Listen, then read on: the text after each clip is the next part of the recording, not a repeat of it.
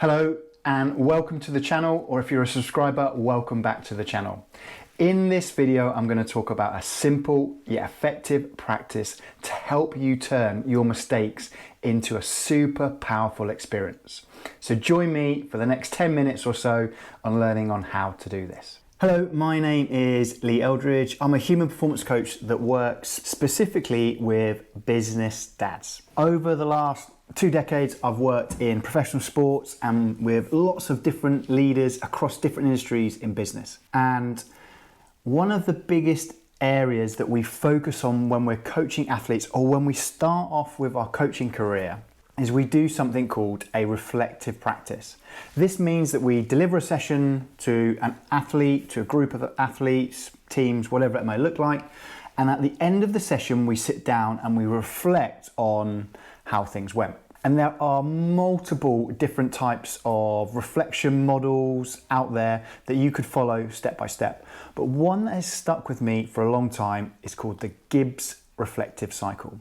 And in this video, I'm going to talk you through the different stages that we go through the Gibbs Reflective Cycle so that we can reflect on if things have gone well, if we've made any mistakes. Sometimes we let our emotions just kick in and we just kind of get a little bit upset about it and we don't really learn from what just happened.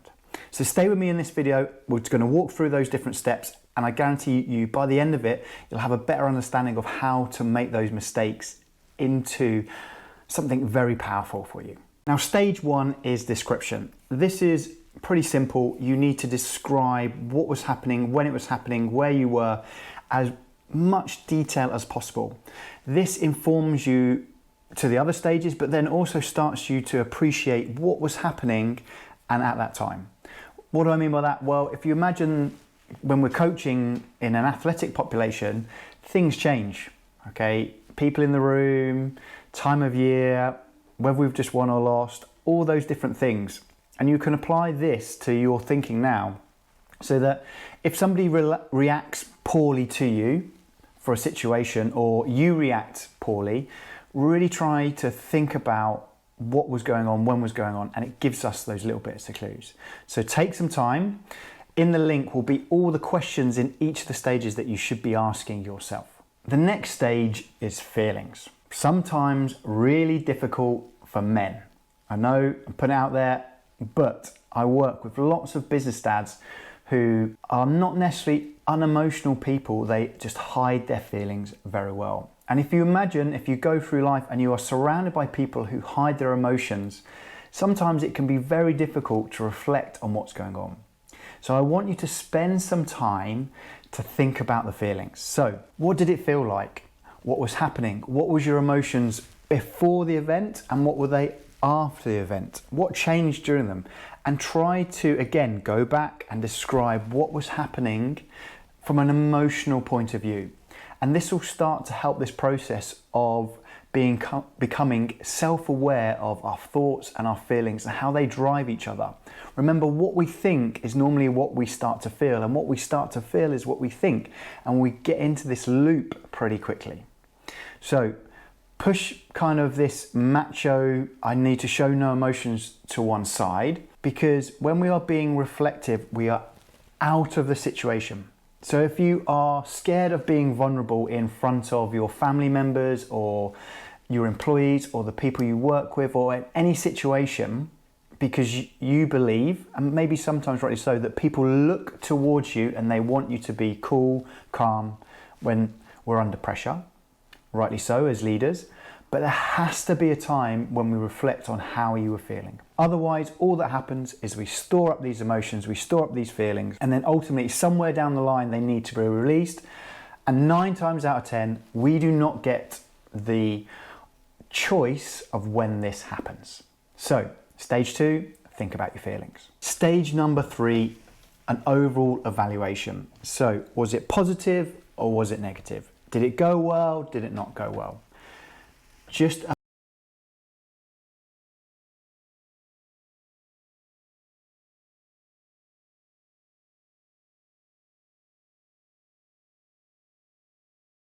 connotations to it, or something that we can take away from it, or something that we can learn.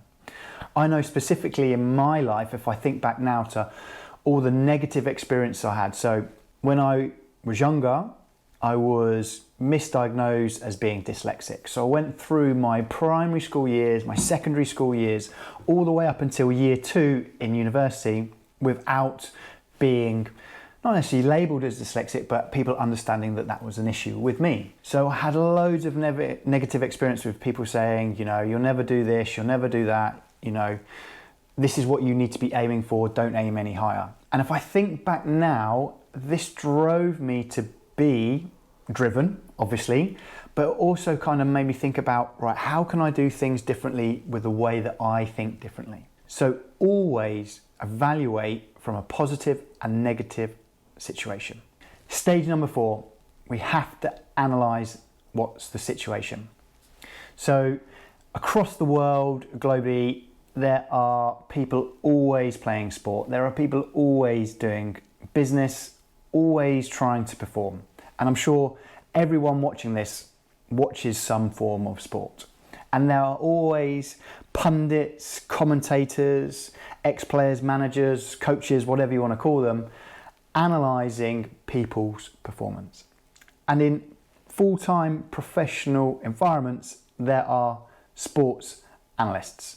Their full-time job is to analyse what's going on. So what I want you to do is, with this, is think, right, how could I make this a more positive experience if it happened next time?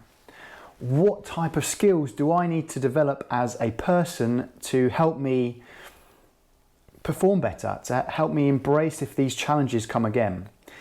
And a little bit like in the stage before, we can start to build some positive steps and actions that need to be taken to support us in this reflective cycle. Point number 5, conclusion. So we're going to take all what we've just done before and we're going to make a conclusion about it. One thing I love to do is, especially if we're talking about interactions with human beings, whether that's business, family, with kids, you know, it's very difficult sometimes to see people's perspectives. You have an opinion on me, and that's fine, that's your opinion. Don't worry, if you want to make your opinion known, you will write it in the comments. One of my most popular videos still shocks me that I make one small error in a word and people hammer it for me, but still everyone wants to watch that video for some strange reason. So what do I mean by that? So there is an element of people's perspective and then what my perspective is. But there's also a third perspective. This would be if somebody is looking in that conversation and they didn't know about it.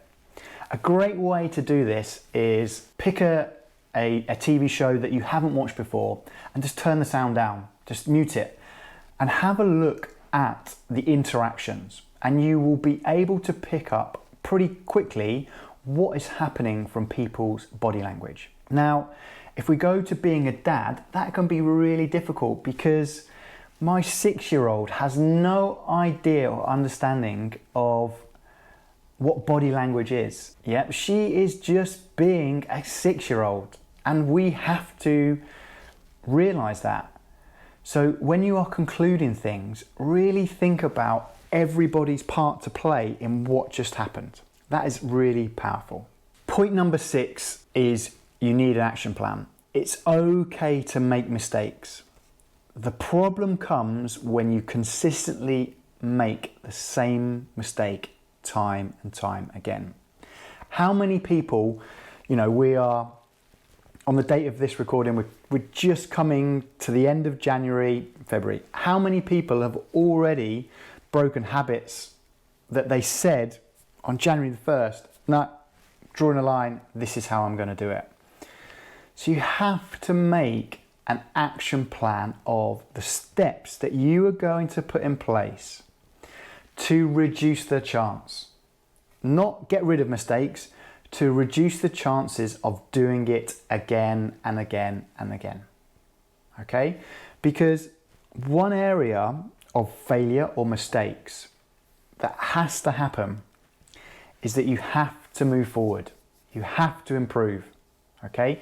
We can win at life or win at lots of things and never have to improve, and then we'll start to lose. There's that old adage, you know, if you want to be number one at something, okay, you need to be training just as hard as them. It's really difficult to be consistently number one all the time. And why is that? Complacency kicks in.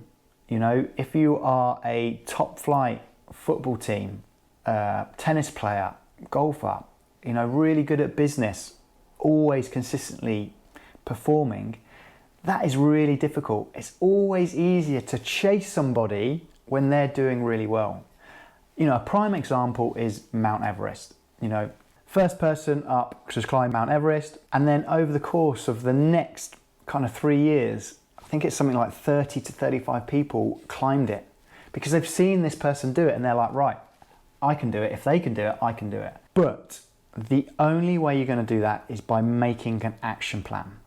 Now, this is the number one tool that you need to be able to do this. To be able to do this cycle, you need a notebook and a pen or pencil. You don't need any fancy apps. You don't need any kind of software or whatever you need. You just need a pen and a piece of paper, okay? So you just write down, you go through each of those stages, take your time, fill it in with as much detail as possible, and create an action plan. And then basically just review that action plan. Because what will happen is if you make a mistake and then you re-go through this, you'll see that there are similar mistakes that you are making and you'll start to change them and you'll start to move forward. I am super passionate about helping people go through this whole cycle. If you are interested and you want to improve yourself, I strongly recommend that you take my Business Dads test. The link is in the description. From that, there are 5 or 6 areas that you might need to focus on to move yourself forward to be the best business dad that you can be. I hope that you've enjoyed this video.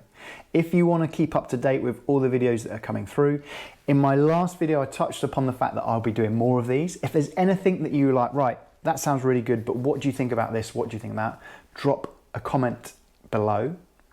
If you haven't already, please subscribe to the channel. We all know it helps. It all helps kind of driving this video out, pushing it out there. More people get to see it. We drive some conversation about what I call the dad's paradox, you know, this idea of wanting to be successful in business, but then also wanting to be the best dad that you can be. Again, I appreciate you spending the last 10, 12 minutes with me. I hope you made it to the end, and I will see you soon.